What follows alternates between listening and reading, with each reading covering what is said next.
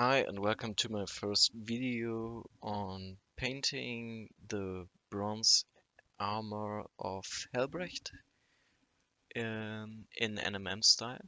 Um, the colors I used for this process were Citadel Rhinox, Mournfang Brown, XV88 and Balor Brown, or what I used in this video was Vallejo Game Color Heavy Ochre, which is also a very good substitute, but if you have Balor Brown, try to stick to also to the colors, because I found personally that the heavy ochre was a bit hard to work with because of its opacity. You can see the colors above on the wet palette. From left to right, we have Balor Brown or Vallejo Game Color Heavy Ochre, XV88, Mournfang Brown, and on the right, Rhinox.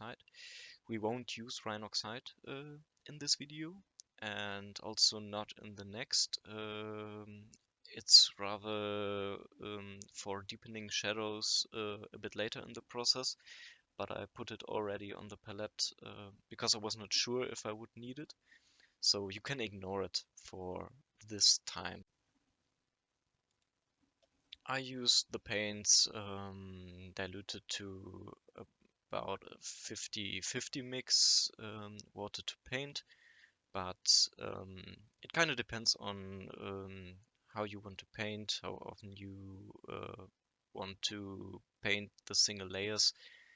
I find it easier to work with somewhat watered down paint, especially on miniatures which are a bit more detailed, um, since it makes it a lot easier to let the paint just flow into the recesses, because um, on this style of NMM, it's easier to have some color in the shadows, just to sell the effect a bit more easily.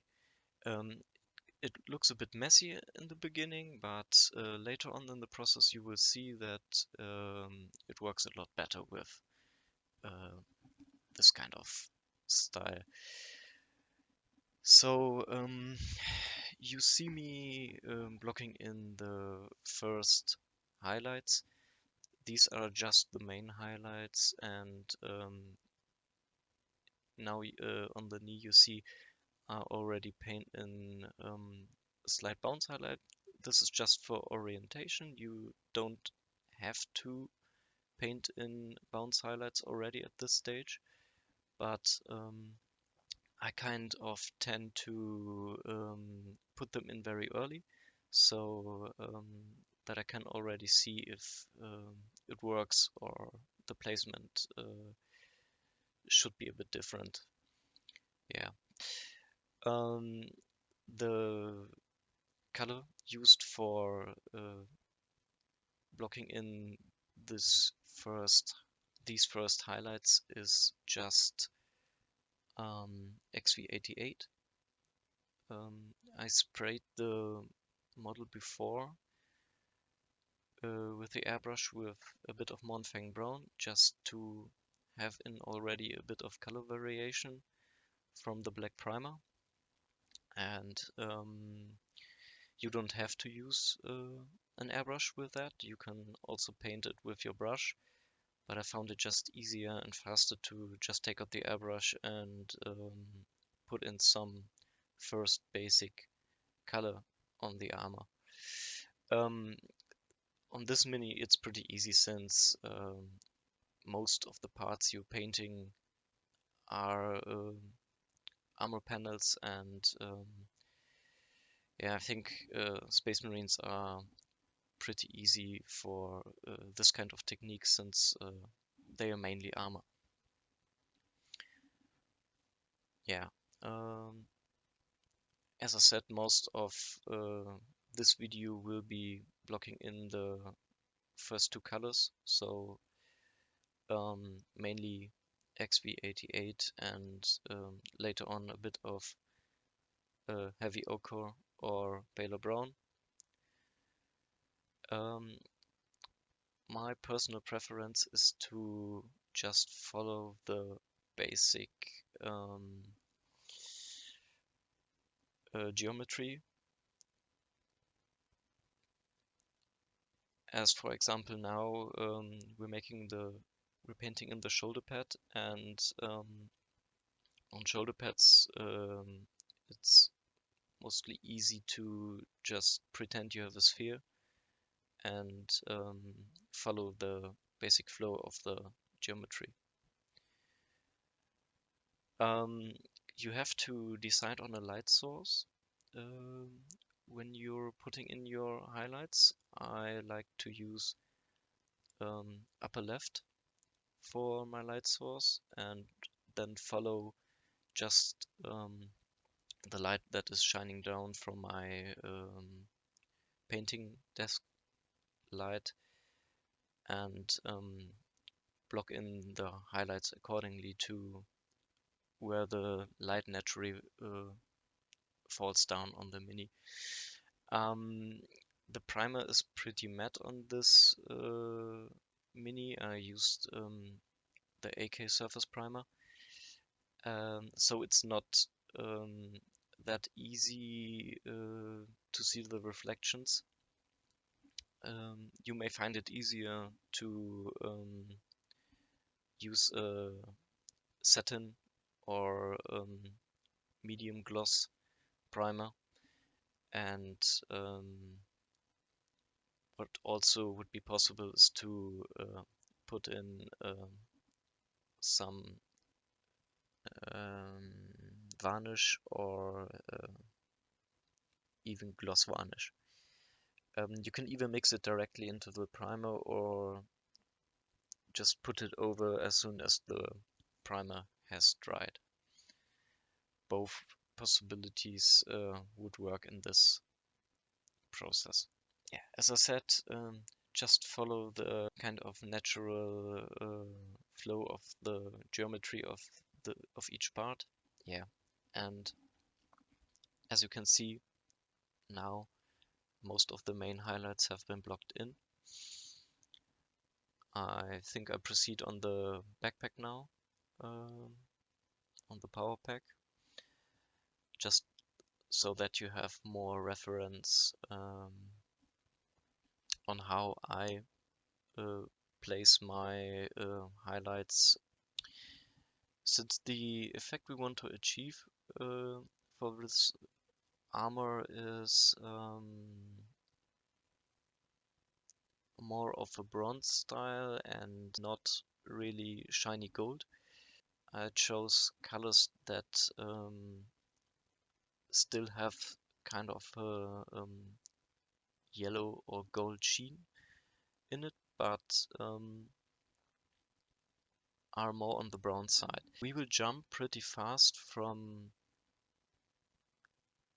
a medium brown to some very shiny yellow or even white in later stages. But every highlight you block in now can be made even more opaque with painting one or two more layers of XV88. That is why I like to use more watered down paints, but it will be easy to correct placements and sizes of the highlights later on with Mournfang brown. Also, what I like to do is make some glazes to correct some of the transitions between the colors later on in the process. I don't do it immediately after blocking in, because it will be a bit more easy with the next stages to see exactly where blending will be needed, and where it just looks natural already without much blending. You could also blend just by layering, but I would advise to water down the paints very much at this stage, because with it will be much easier to blend the transitions with a more diluted paint, because the marks between the transitions won't be harsh, and your brush strokes will flow easier between the two colors.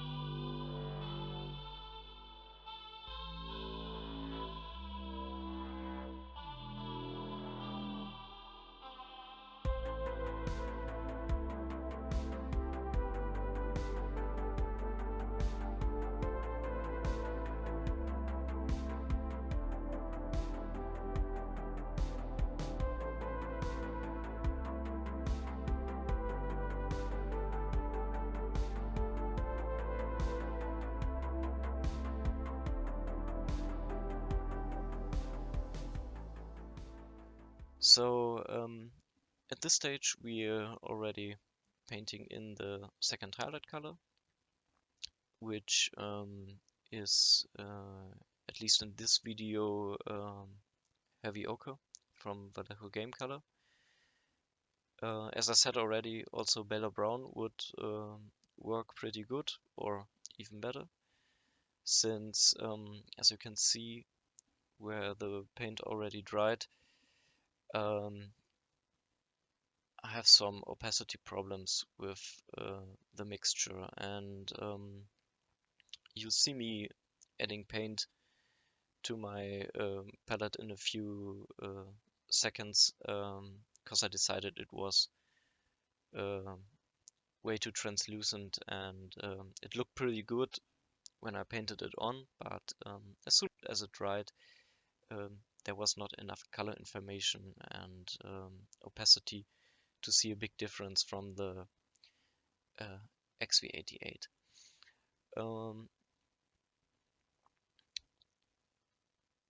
The main thing you're doing at this stage is just following the highlights you already placed, and just being a bit more narrow in application this time, so that there is a visual difference between the more lighter color and the color you already blocked in for your highlights. I will use this color also for the reflections or bounce highlights, since with bounce highlights you cannot or should not take them up to the same color as your absolute main highlight later on. So for example, if we're using ice yellow as a highlight color, or even go up to white on some parts, I would not take ice yellow or white as a bounce color, because it would overpower the actual highlights and would probably just look chaotic, and they wouldn't read as bounce highlights. You could also not paint in the bounce highlights at all, and just try a more satin look on the armor, which would be fine, but then it would probably not read as some kind of metal or gold or bronze, for whatever style you're looking for, but it would probably rather just look like a satin brown armor of whatever material choice it would be. So now you saw I just added some more paint to the mixture on my palette, and I will now try again block in the second stage of the highlight. As I said, it was not this color I chose was not best for these parts, and because it was pretty much not visible above the XV88.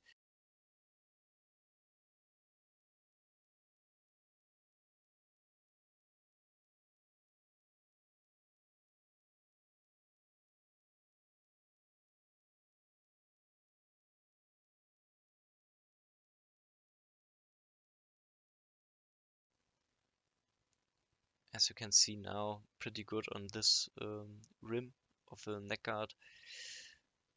As soon as it dries down, there's pretty much no color to see. This will be fixed during this video, and you will see in the end of this video that there is some more color in the highlights and that it worked out pretty good in the end. But there may be more layers needed than you initially thought.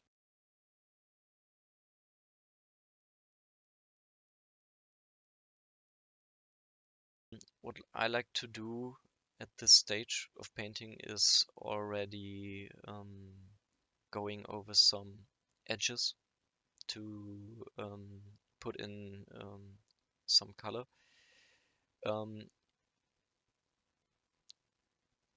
You don't have to put in or paint in all edges, but I would advise on at least putting some kind of highlight color or lighter color on upwards facing edges. Also, what I always find what works pretty good with NMM is to maybe put in more edge highlights than you usually would do, because it increases the shininess and likes to work better with selling the effect of a shiny surface.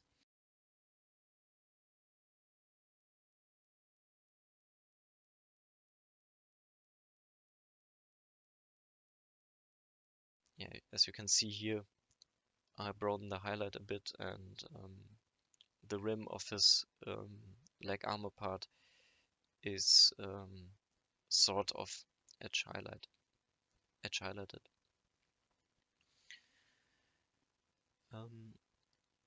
I mostly don't paint downwards facing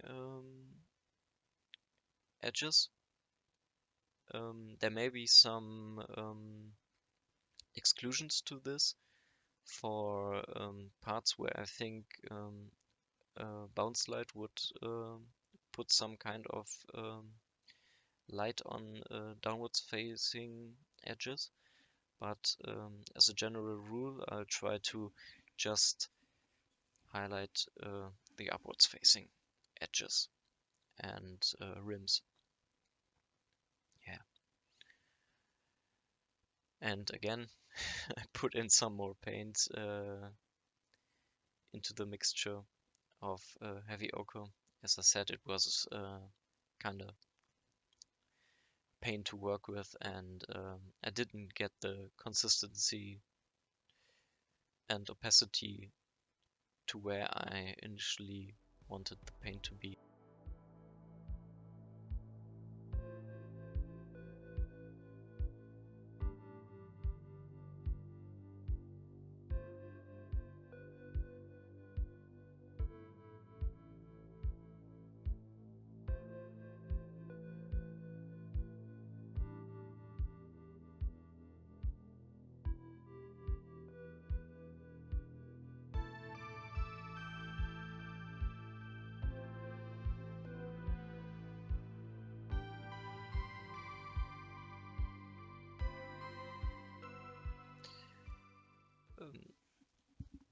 the main thing with this highlight is the increase in lightness and contrast, but also to have some kind of more of a yellow tone. If you would, for example, do a more gold style of armor and not this more brownish bronze type, you'd probably use a more progressive paint variation with more yellow in them, and not go from a very brownish tone or brown tone to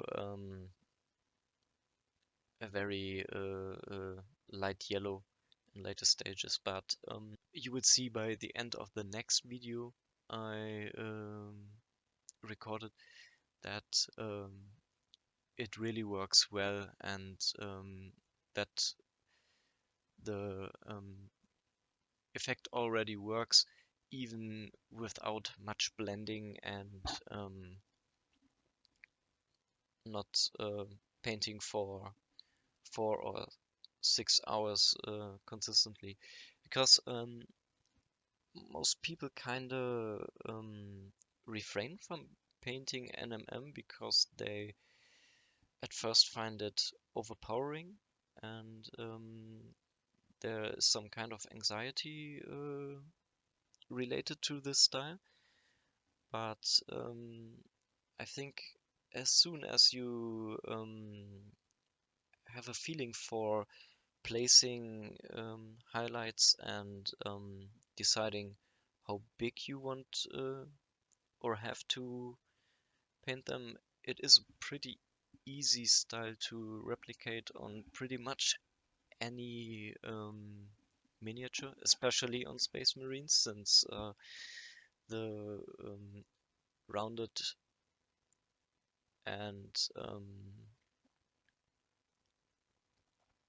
detail-filled parts of the armor, especially the trim, for example, on some parts, make it really easy to achieve some kind of non-metallic metal effect.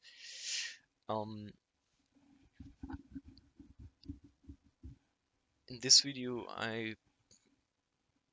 on this miniature, I won't probably do any more gold tones, since I don't want them to clash with the bronze armor. But I will show you how you can pretty much achieve the same effect, for example, for steel or more silver metal styles. Maybe I will even do some copper. I'm not fixed on this already. I have to see how it will look in combination with the bronze. Also, what I saw when I edited this video is that the overspray on the cloth and some of the parts of the armor or of the miniature in general that should not be brown did not help with seeing the effect really work. If you find it easier to see if your highlight placement works and if the effect works for you and the mini, you should probably paint in these parts with some black paint again, so that these stay a bit more neutral in comparison to the armor you're painting. As I said, there's not much to tell you in about what I'm doing. The only thing I would probably mention is that you can already try to give a bit more focus of the coming next stages of highlights for on the upper parts of his shoulder, torso, and on the backpack, mainly there where the light would probably hit and collect the most.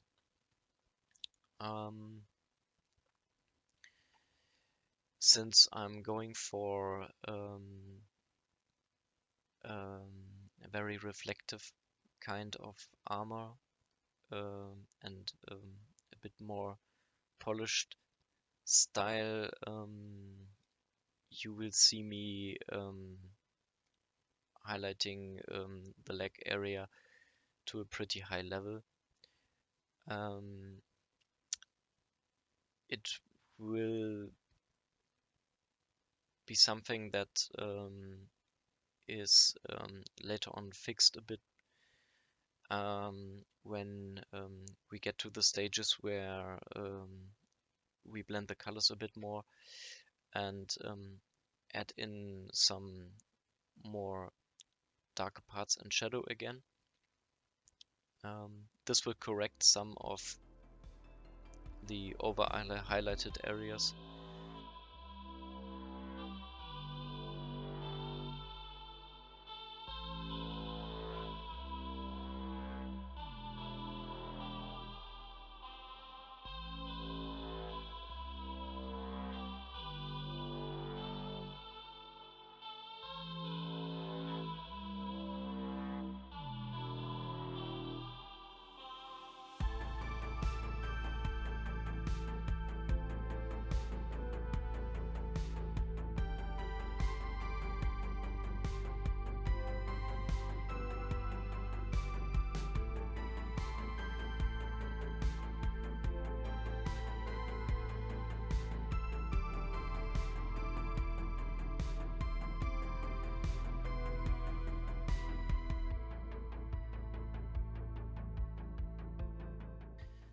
And now you see what the final results of these first stages are. And as I mentioned already, you can see after putting in the final highlights that this effect already works. And yeah, I hope you enjoyed the process so far. And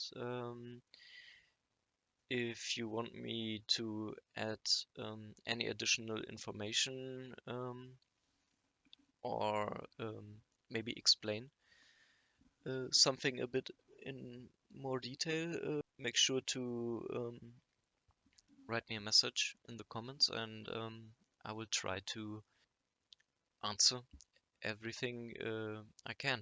So yeah, thank you again for watching, and I'll see you in the next video.